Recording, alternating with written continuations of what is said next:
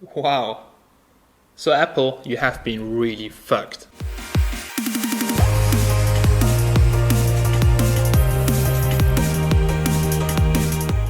So what's up guys, Steven here, welcome back to another Chinese smartphone review, and today we have here the Vernee Thor. So people in my country buy an iPhone for 2 or 3 reasons. First of all, probably because they have a MacBook, they want to use the Apple ecosystem and it's easy as pie. So you don't really need to customize anything, you just go, you set it up and boom. The next reason, it's some kind of status symbol, so you have an iPhone, probably a contract, but well, you're rich. Now, the last reason is because they want to have a small, decent smartphone.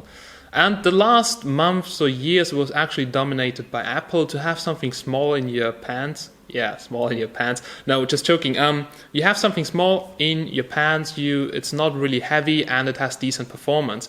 But now Chinese companies, they're also making sub 5.5 inch smartphones. So we have here a 5-inch smartphone for $100 to $120. So the price is really incredible.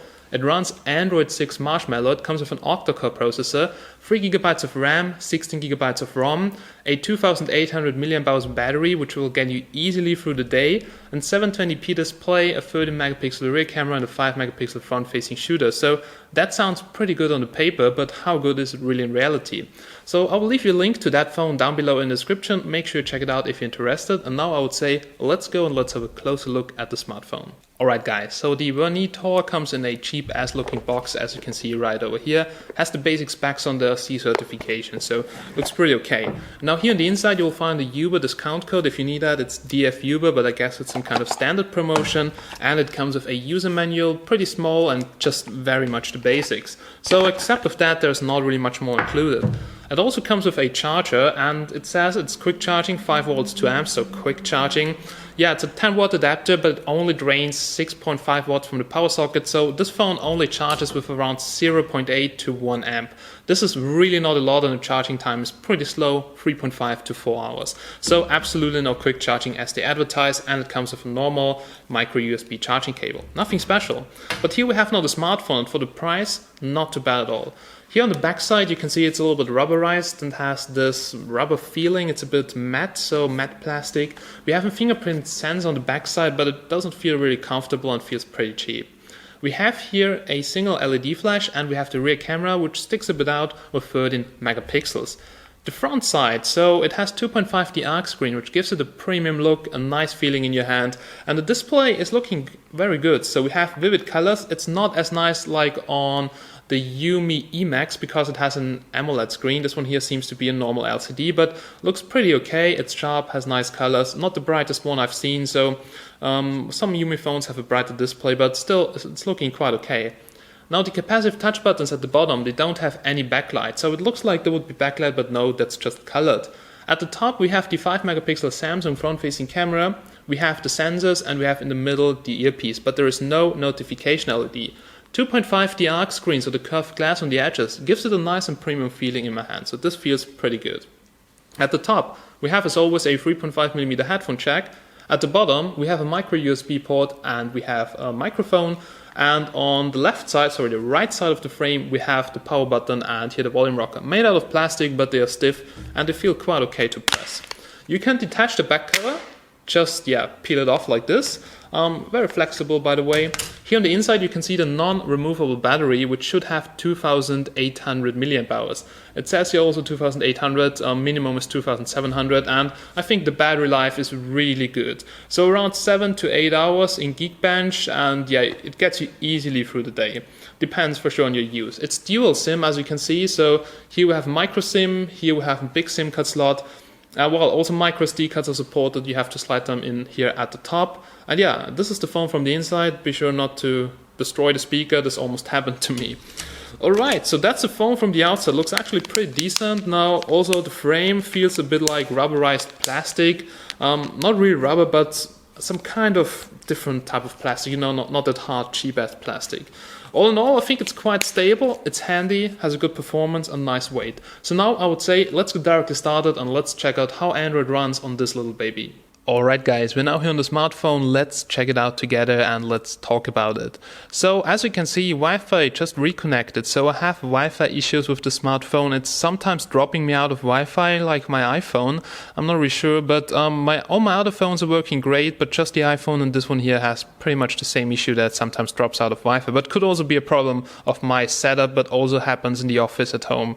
It's pretty strange. First of all, the phone is really snappy as you can see, so no problem at all. But the scroll speed is way too high. I had to adjust this afterwards. So this is how it looks right now. The scroll speed is just a mess. You won't be happy with that.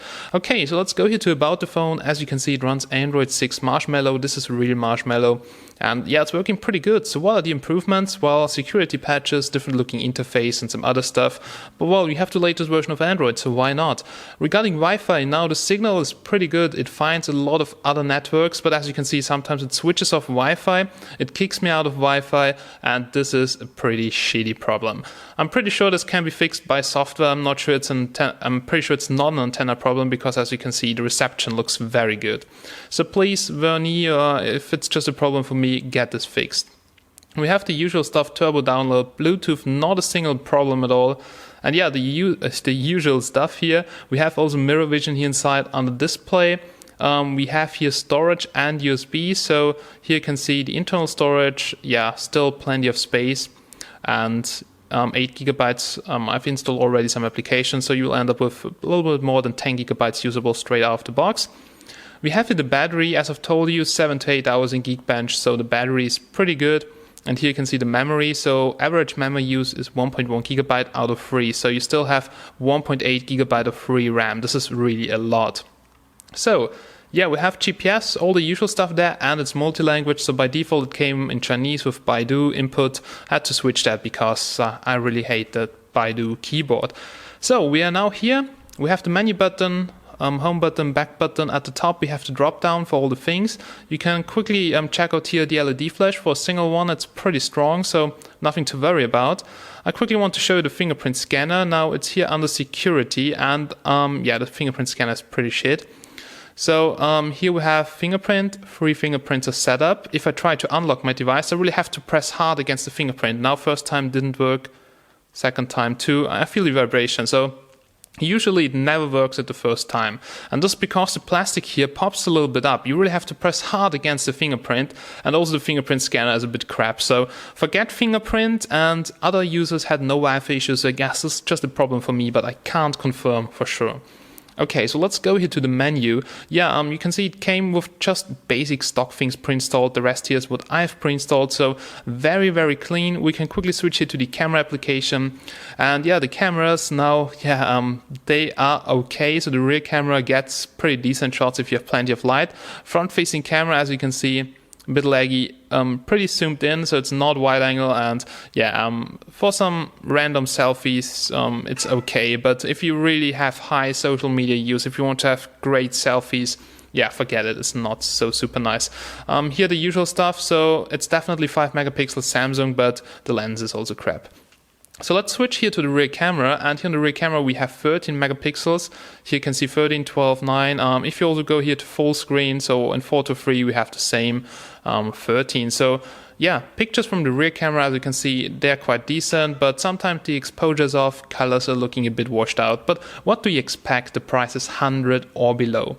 Alright, it comes with the Play Store pre-installed, so I had no problem with installing all my favorite applications, which you can see also right over here. And now I would say, let's jump right over to the benchmarks. Alright guys, the benchmarks are finished. Here's the result, 36K almost in the Antutu benchmark, and it also runs a 64-bit version of Android 6, so well, specs are pretty okay. It also comes with Uber pre-installed, so this is why there was some kind of coupon included. Pretty strange that Uber invests in a cheap phone, but well, they will sell a lot of them, so they will get Uber pre-installed. That's actually a pretty cool investment. Now, in Geekbench, 582 single core, pretty low. Multi-core is quite okay, 2700. We can check it out here in CPUC. Here we have, oh my god, here we have the SoC. You can see it clocks up to 1.3 gigahertz and it's really an octa-core processor. It has no root access by default, but you can do it, and it did heat up during the whole process and gaming, but no overheating at all. Regarding the sensors, this is a bit disappointing. We have no gyroscope, we have no magnetic sensors, it's just the basics: microphone, light and proximity, and accelerometer. Yeah guys, that's it. That are basically the benchmarks. The gaming performance is also quite okay. I did play Asphalt 8, no really FPS drops, it has only a 720p display, and the chipset behind it with 3GB of RAM runs that pretty good, so nice optimized, and gaming shouldn't be a problem at all here on the Vernee Thor. Now GPS is pretty average. We're here indoors, it's a bit cloudy today outside and it finds a fix. Outdoors, when you have good weather conditions, you can also get a good signal, so you can see here my outdoor signals. Now, I had no problem with car navigation, but probably, sometimes if you use it for actual tracking, which should be quite accurate, it's not a super high-end device. But yeah, GPS was working straight out of the box. Now a quick look at the speaker, and the speaker sounds pretty flat and has absolutely no bass, and also it's not too loud. I did test it also with some MP3 files, but actually copyright protected, so we'll try YouTube here. And yeah, this is maximum volume. I will now put it a little bit nearer to the microphone. And you can hear it's super flat, no real difference between high, lows, mids, and yeah. That's the speaker here on the Vernee Thor. All in all, I have to say, speaker is not really good, but for the price, always keep in mind it's super cheap. Right guys, let's come to my final conclusion about the smartphone. So things I did like and some things I did not like. First of all, it has a pretty nice design, so I love it. Very simple, super handy. It has LTE band B20, so LTE works actually in almost every country. We have OTG and it has a huge battery. Now regarding the cons, so we had slow as charging with around 1 amp, and they actually provide a 10-watt charger, so it should also be able from the charging circuit to accept 2 amps. This was pretty much a pain. No fingerprint, no notification LED, and the fingerprint is a little bit slow, so yeah, actually I wouldn't use the fingerprint scanner at all. Then, sometimes I had those Wi-Fi problems you have probably seen, and it has no 5 GHz Wi-Fi. So that is actually the downside, but if you keep in mind that this phone is 100 or below, it really depends where you buy from. It was on sale for €85, and for that, nothing to say about this. Great bang for the buck. Alright, ladies and gentlemen, thanks for watching my review. If you have any wishes or something like that, comments, everything down below. So let's fill the damn comment box. Comment. It could be good video, shit video, whatever you prefer, but leave a comment down below if you watched this until here. Alright guys, so thanks for watching. As always, yeah, see you very soon in the next one. Have a nice day and bye bye.